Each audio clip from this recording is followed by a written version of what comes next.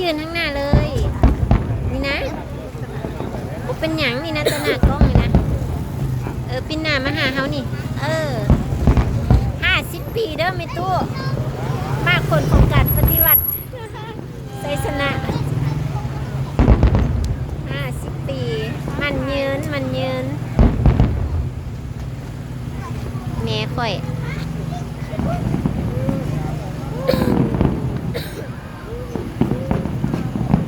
ตอนเจ้าอยู่ซ้ำเหนือคิดบ่ว่าสิมีมือนี่บ่ไปตู้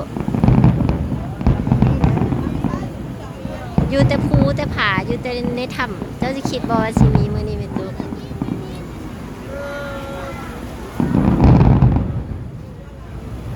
งามหลายยั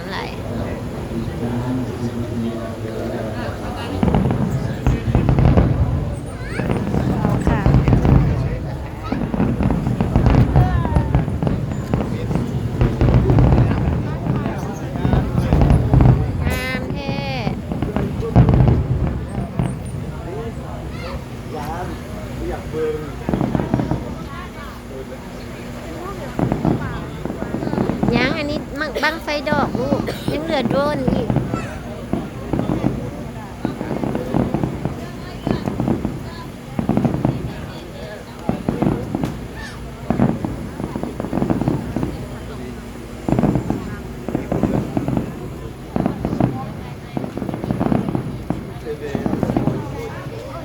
งามบ่มีตุ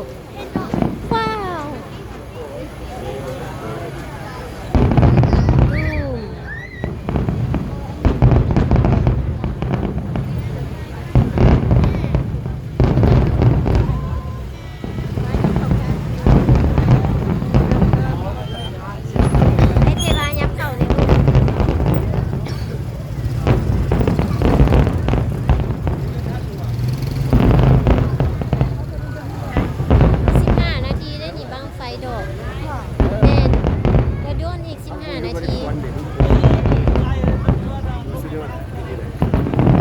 ไปใกล้บ่ได้เห็นเด้งามโอ้ย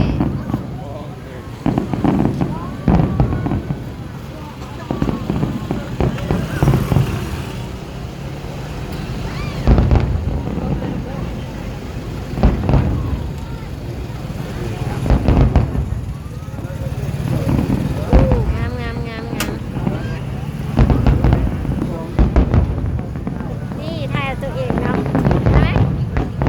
นี่เบิ่งไหมเห็นปะไปตู้มาไหมเข้ากล้องงาม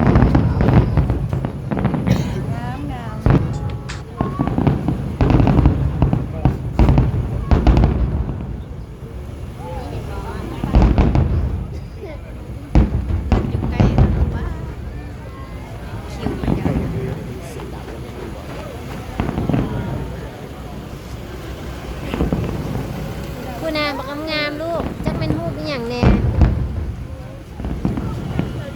จะมีอีหยังมื้อนี้ทุ่งซาดเป็นไงโดนเนี่ยนะจะมีทุ่งซาดทุ่งผัก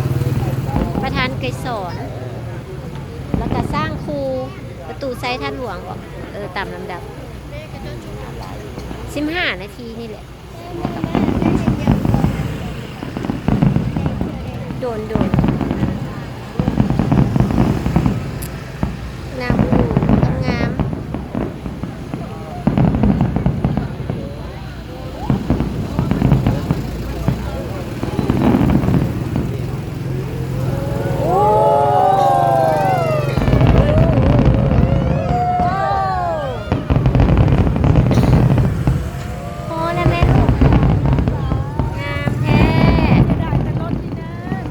แมน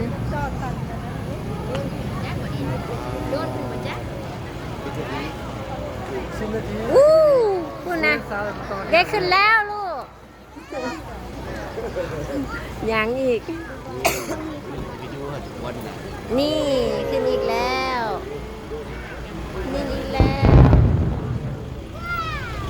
ก็5 นาทีนึง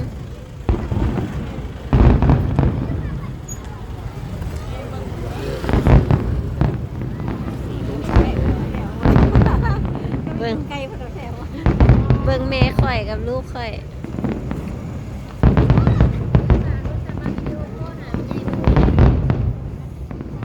ใส่งามเด้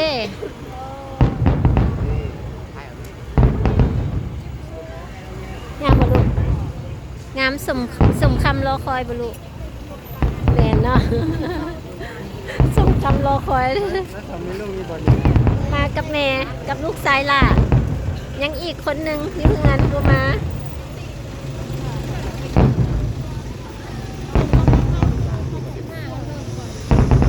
นาที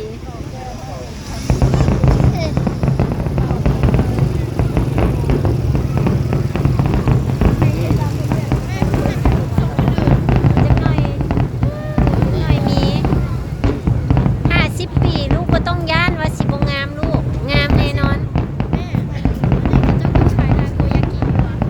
มื้อนี้บ่ได้ขาย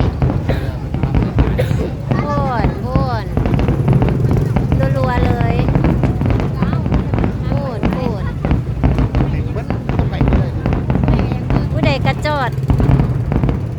โพ่นงามบ่ลูกงามบ่ขึ้นอีกแล้ว ว่าเห็นคือส่วนหลายก็มีแต่วงวน เบิ่งต่อไปผู้น่าได้เห็นบ่มันจะมีสัญลักษณ์ของมันได้เด้ลูกก็เบิ่งไหม คล้ายคือตะปาน้อย ลูกก็เบิ่งแม่มันมีความหมายได้บ่แม่นว่าอันนั้นจุดขึ้นละล่าได้แต่ละดอกมันบ่คือกันได้ ๆคือว่ามันจะขึ้นไป บ่ซ้ำกันได้เขาคิดคำนวณไว้แล้วบ่แม่นสิแม่นคือกันได้เด้บ่ลูกเบิ่งไว้เด้เป็นโตใหญ่ ตะ เหรอ ปากับตะก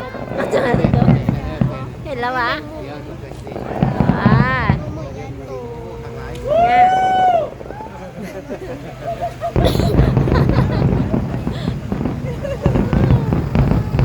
เนี่ยแม่ว่าแล้วมันมีความหมายของมัน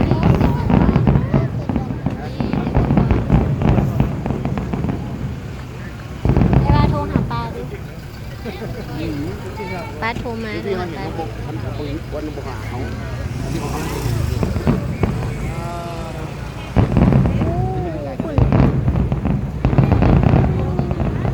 รวิดีโอคอล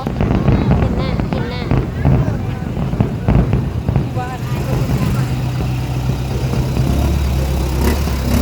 เด็กงามบ่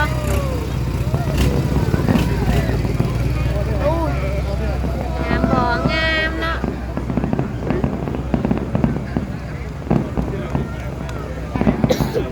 โอ้ยงาม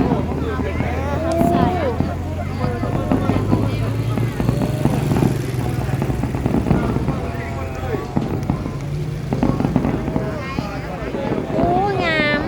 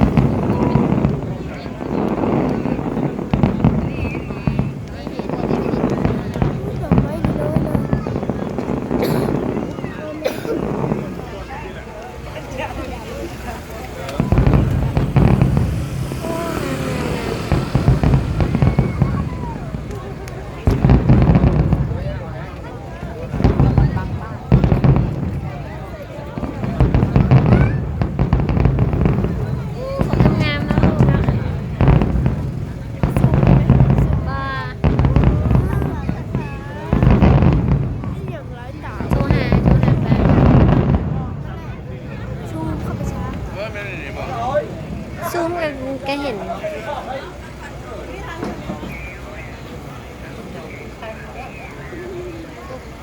ก็10 นาทียังอีก5 นาที 10 นาที บัดนี้สิโดนเนาะเดมาบ่มัน15ได้บาละอันนั้นอุ้ยงามเห็นบ่เด้งามเนาะเด้ บางนี่